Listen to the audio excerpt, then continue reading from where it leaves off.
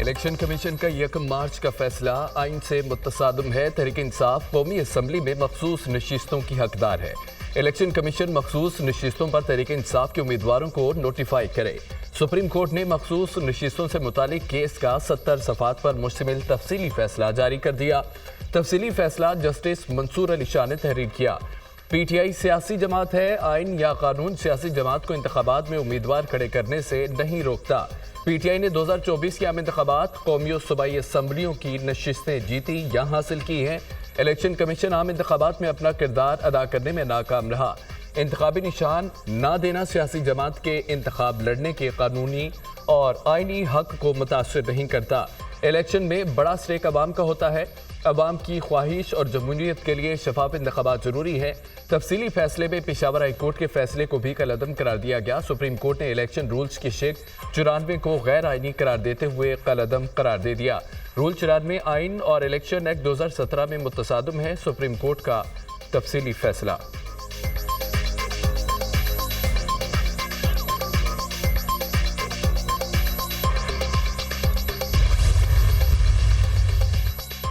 Justice अमीन और justice Naeem Afghan ने जिस तरीके से इख्तलाफ किया वो गैर शाइस्ता है। 8 जजेस की 12 जुलाई के फैसले को गैर आइनी करार देने के रिमार्क्स पर दोनों जजेस पर सख्त तनकीद। जस्टिस अमीनुद्दीन जस्टिस नईम अख्तर अफगान का अमल सुप्रीम कोर्ट के जजेस के मनसिब की मुनाफी है। इस तरह साथी जजेस बारे राय देना सुप्रीम कोर्ट की साख को मुतासिर करने के मुतरादिफ है। कानूनी मामलात पर हर जज अपनी राय देने का हक रखता है। जिस अंदाज में 2 जजेस ने अक्सरियती फैसले को गलत कहा, यह निज़ाम इंसाफ में खलल डालने के मुतरादिफ है। भारी दिल से बताते हैं 2 साथी जस्टिस अमीनुद्दीन जस्टिस नईम अफगान ने हमारे फैसले से इत्तफाक नहीं किया। साथी जजेस के 3 अगस्त के इख्तलाफी नोट सुप्रीम कोर्ट के जजेस के हवाले से मुनासिब नहीं। ज्यादा परेशान कुन बात यह है कि जजेस अपनी राय देते हुए हदूद से तजावुज़ कर गए। 2 जजेस ने 80 कामयाब उम्मीदवारों को वार्निंग दी। सुप्रीम कोर्ट के फैसले ने इलेक्शन एक्ट को गैर फाल बना दिया। इलेक्शन कमीशन अब किस कानून के तहत काम करे? सुप्रीम कोर्ट ने इलेक्शन कमीशन को टेक ओवर कर लिया। इलेक्शन कमीशन को मुकम्मल तौर पर नाकारा कर दिया गया। सुप्रीम कोर्ट अब इलेक्शन कमीशन को खुद चला ले। सुप्रीम कोर्ट के तफसीली फैसले के बाद इलेक्शन कमीशन ज़राए का रद्द अमल।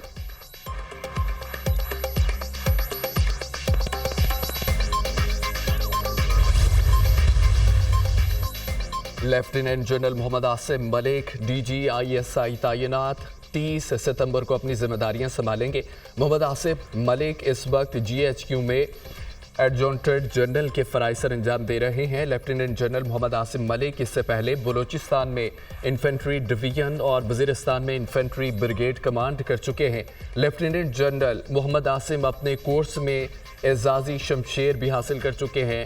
चीफ इंस्ट्रक्टर NDO और instructor command and staff college Quetta भी तैनात रह चुके हैं। लेफ्टिनेंट जनरल आसिम फोर्ट लेवनवर्थ और royal college of defence studies के ग्रेजुएट भी हैं।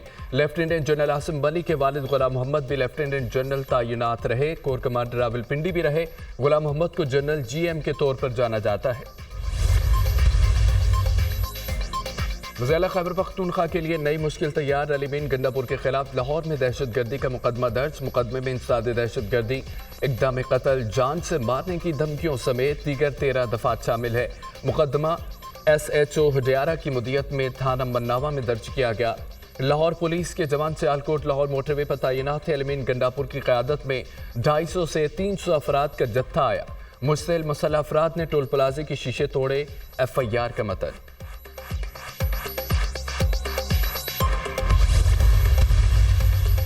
जस्टिस मंसूर अली शाह का प्रैक्टिस एंड प्रोसीजर ऑर्डिनेंस पर शदीद तहफ़्फ़ुज़ात का इज़हार। जस्टिस मंसूर अली शाह का जजेस कमेटी में शिरकत से साफ इनकार। कमेटी की दोबारा तश्कील पर सवालात उठा दिए। जस्टिस मंसूर अली शाह ने जजेस कमेटी को 3 सफ़ात पर मुश्तमिल ख़त लिख दिया। जजेस कमेटी की असल हालत में बहाली तक शिरकत नहीं करूँगा। प्रैक्टिस एंड प्रोसीजर एक्ट की तश्कील का फैसला फुल कोर्ट का था, जबकि रद्दोबदल फुल कोर्ट बेंच या फुल कोर्ट इजलास के जरिए मुमकिन है। ऐसी कोई जल्दी नहीं थी, मौजूदा तरमीमी ऑर्डिनेंस लाया जाता। सुप्रीम कोर्ट फैसले की रोशनी में मौजूदा ऑर्डिनेंस पर शदीद सवालात हैं। तरमीमी ऑर्डिनेंस की जुडिशल तशरीह भी जरूरी है, ये नहीं बताया गया। सेकेंड सीनियर मोस्ट जज की मौजूदगी में 5वें नंबर पर मौजूद जज को कमेटी का हिस्सा क्यों बनाया गया? मनपसंद फर्द की सिलेक्शन खत्म करने के लिए ही प्रैक्टिस एंड प्रोसीजर एक्ट लाया गया था, जिसे सुप्रीम कोर्ट ने मंजूर किया था। तरमीमी ऑर्डिनेंस जारी होने के चंद घंटों में ही नई कमेटी तश्कील देना फुल कोर्ट के फैसले की तौहीन है। जस्टिस मंसूर अली शाह के खत का मतन।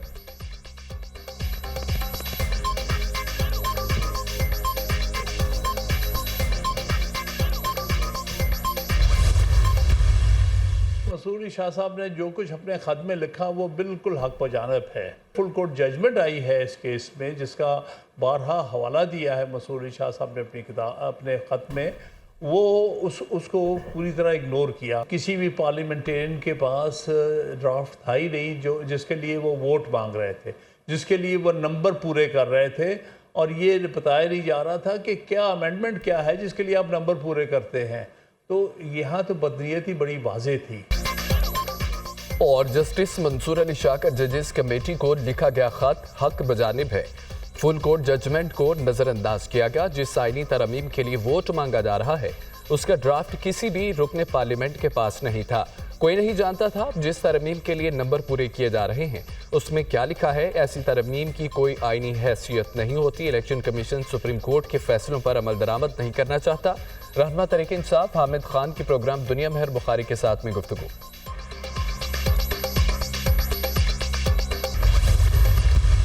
सुप्रीम कोर्ट ने जमहूरियत को मजीद मजबूत कर दिया है। इलेक्शन कमीशन की कोई लोकस टंडाई नहीं है कि किसी पॉलिटिकल पार्टी पे के खिलाफ इस किस्म के ऑर्डर और इस किस्म की पिटीशन फाइल करे। भरपूर मुतालबा करते इलेक्शन कमीशन से कि फिल 4 हमारे 38 हमारे बाकीमानदा MNA के फिल 4 नोटिफिकेशन किया जाए। 28 तारीख हफ्ते वाले दिन पिंडी में इंशाअल्लाह ताला पाकिस्तान तहरीक इंसाफ जलसा करेगी। तहरीक इंसाफ के इलेक्शन कमीशन से 38 अरकान के नोटिफिकेशन जारी करने का मुतालबा। इलेक्शन कमीशन ने अदालती अहकामात के बावजूद ताहाल नोटिफिकेशन जारी नहीं किया। इलेक्शन कमीशन ने 4 इजलास कर लिए, नोटिफिकेशन जारी नहीं किए। मखसूस नशिस्तें तहरीक इंसाफ का हक है। सुप्रीम कोर्ट ने जमहूरियत को मजबूत किया है। पार्टी का नामजद करदा हमेशा पार्टी का ही उम्मीदवार माना जाएगा। हुकूमत की आईनी तरामीम की भरपूर मुखालिफत करेंगे। चेयरमैन PTI बैरिस्टर गौहर की मीडिया से गुफ्तगू। PTI का 28 सितंबर को रावलपिंडी में जलसा करने का ऐलान। तहरीक इंसाफ की कोर कमेटी का इजलास। सुप्रीम कोर्ट के तफसीली फैसले का जायजा। बानी PTI के मुकदमात पर भी ब्रीफिंग। जलसे की इजाज़त न मिली तो रावलपिंडी में भरपूर एहतजाज किया जाएगा। इजलास में फैसला।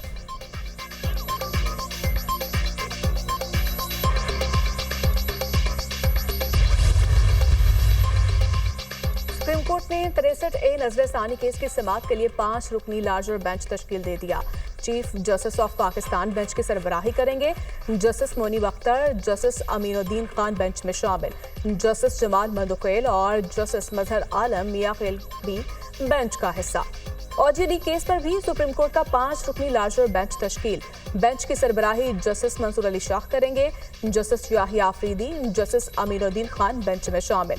जस्टिस जमाल मंदुकैल और जस्टिस मुसरत हिलाली भी लार्जर बेंच का हिस्सा। ऑडियो लीक्स केस आइंदा हफ्ते इस समाअत के लिए मुकर्रर किए जाने का इम्कान। मखसूस नशिस्तों से मुतालिक इलेक्शन कमीशन का इजलास आज फिर होगा। मखसूस नशिस्तें तहरीक इंसाफ को मिलेंगी या नहीं, इलेक्शन कमीशन गुज़श्ता रोज इजलास में भी कोई फैसला न कर सका। इलेक्शन कमीशन का कानूनी माहिरीन से मजीद मुशावरत जारी रखने का फैसला। इजलास में मखसूस नशिस्तों पर सुप्रीम कोर्ट के फैसले पर अमल दरामद पर गौर किया गया। इलेक्शन कमीशन को लीगल एक्सपर्ट्स की एडवाइस से भी आगाह किया गया।